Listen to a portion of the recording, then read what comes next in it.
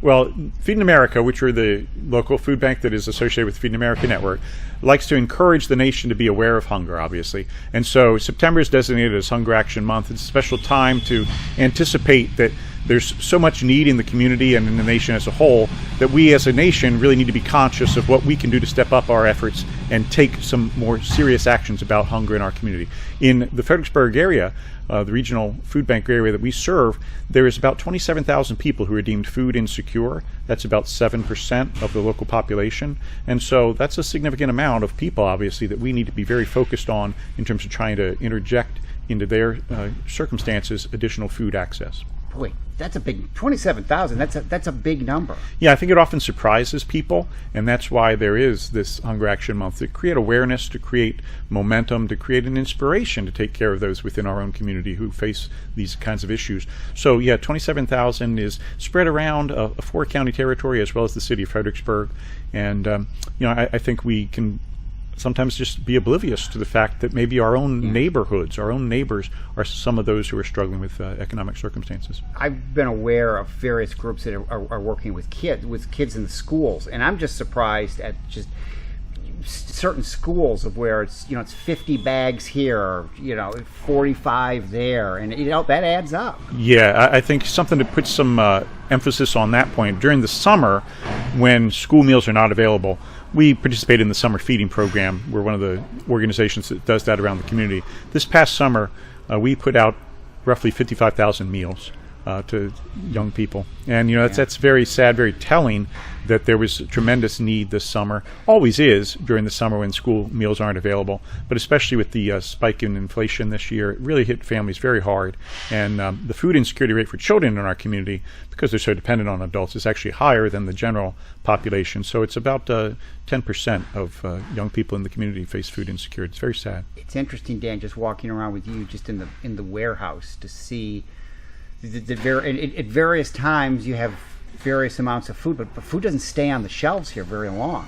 No, it really can ebb and flow. I mean, during the peak of COVID, we were really swimming in food to some degree because there were federal programs that were emphasizing getting more food products out into the community. And we're grateful. The USDA just recently did announce another major initiative of $1.5 billion of emergency food assistance across the country. So we hope that will help fill our shelves a bit more. But the ebb and flow of food, we're so reliant on donated food product from the federal government, from local retailers.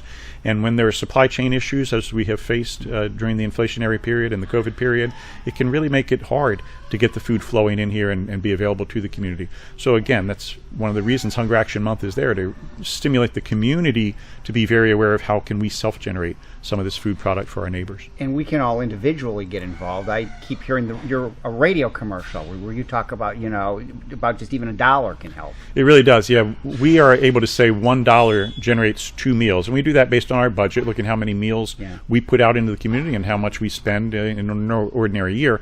And that's not magic.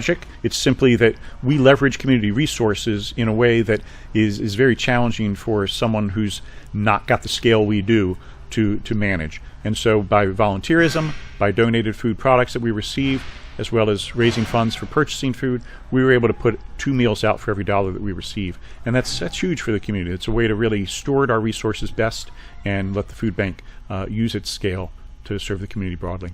This Saturday, a celebration for the food bank, 40 years. Yeah, it's amazing. Food banking, really, we kind of take it for granted. These days, I think people hear about food banks frequently, but food banking really kind of came to be in the 1970s in the format that has evolved into a national movement of food banks. And so the Fredericksburg area kind of caught the bug in the early 80s. So in 1982, the first initiative to get a Fredericksburg area food bank together was put together, and it was very small, very modest. And we look around this warehouse, it's become a enterprise that has grown substantially thanks to Oya Oliver, my predecessor, and others who got this food bank going. And yet now, we continue to need to scale up when we talk about 27,000 people in the community in need. So this open house is a way to observe 40 years, recognize that this community has supported the food bank strongly for 40 years, and really to encourage the community to continue to have that awareness, continue to be supportive, and for some, we're thinking it might be their first exposure to the food bank. So we invite through this open house people to come on out, see what the food bank has to offer in terms of how we operate for volunteers, how we operate as a warehouse, and we're going to have a little bit of a food distribution, produce distribution during the event. So for those who have actual need, a chance to come out and also get some benefit. So yeah, we're going to have facility tours, we're going to have children's activities, we're going to have taste testings of the kinds of things we put out in summer feeding program. So just a real opportunity to engage the community, kind of a festive atmosphere, but also to sober the community by showing the scale that is necessary to address hunger in our community. So it'll be this Saturday from 10 to 1? Yes, at 3631 Lee Hill Drive. We're back in the Lee Hill Industrial Park. Come to the end of the cul-de-sac and you'll find us.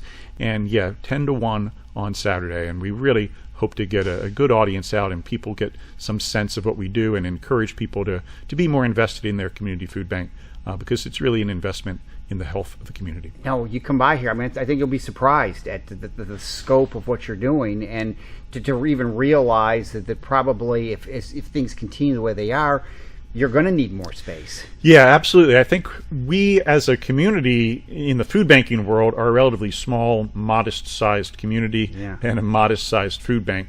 But very often when people come here and see it for the first time, because it is a warehouse of scale, they go away amazed that our community needs this kind of food resource.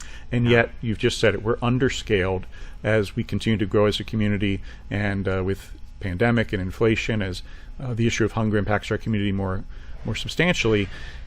We need more facility space and more facility resources. So we really encourage people to come out and see what we have to offer, but also some of the challenges and deficits we face as a community. And we hope that's something the open house will help us do, is broaden that awareness of community hunger. For the person who hasn't wanted to just stop on by, here you're getting invited, and there'll be other people here. And it will be, I think, an eye-opener. Exactly. Yeah, we're looking to use it as an opportunity to promote things like volunteerism and financial support, but really it's an open house. You're just invited to come see, experience, and understand a little more our food bank and hunger in the community as a whole.